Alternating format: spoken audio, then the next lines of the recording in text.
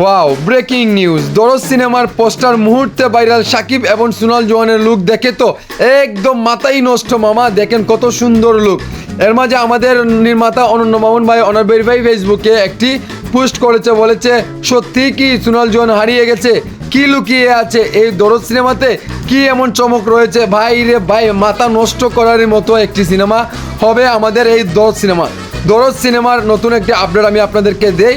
শাকিব খানের এই দরদ সিনেমা সেন্সারে ছাড়পত্র পেয়েছে এবং শুধু একটা ভালো একটা দিন দেখেই শুধু রিলিজ দেওয়ার পালা। আমাদের নির্মাতা অনন্য মামুন ভাইকে আপনারা অনেকে বকাচকি করেছেন, আর করতে হবে না, আর হতাশ হতে হবে না। শাকিব খানের পেন ইন্ডিয়া সিনেমা দরদ এবার মুক্তি পেতে যাচ্ছে খুবই শীঘ্রই। আপনারা অপেক্ষা থাকেন, এখন থেকে প্রমোশনে নেমেছি বা প্রমোশন হবে। এখন প্রমোশনের মাধ্যমে আপনাদেরকে একটু যে সব কিছু বোঝানো দেওয়া হবে। এমনকি আপনারা দেখেন এই দরদ সিনেমার পোস্টারটি দুর্দান্ত লেভেলে লাগছে। এমনকি এইরকম পোস্টার আর কখনো আমরা কোনো সিনেমাতে দেখি নাই। এই পোস্টারকে দেখে আপনাদের কেমন অনুভূতি হচ্ছে, কেমন ফিল হচ্ছে?